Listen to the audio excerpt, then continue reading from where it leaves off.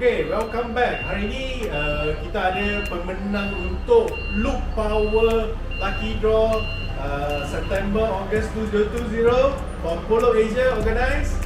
Okay, inilah pemenang dia. Okay, let's introduce. Okay, my name is LubeHappy. I'm coming from AZAM MOTOR. Okay, can you tell us about AZAM MOTOR punya history ke? Apa you buat ke? Actually, AZAM MOTOR dah lama, daripada 19, ya, 1990 until now, dah 31 years. Oh, 31 years. Okay, in this 31 years kan, boleh tanya berapa lucky draw you tak menang kan for AZAM MOTOR?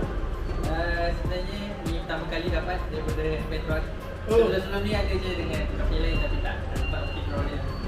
So, very lucky this time kita Prolube Asia organize this Lube Power punya lucky draw. AZAM MOTOR yang one of the pemenang, and the lucky draw punya hadiah is the Midea apa ni? Washing machine. Woohoo. So, okay.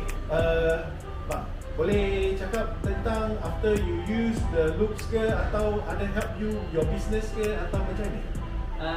Sebenarnya petrol ni dia banyak bagi kelebihan juga, sebab dia ada bagi banyak free gift. Kan kalau kita beli seni, we got the bag, something like that, yeah. It's a different from another.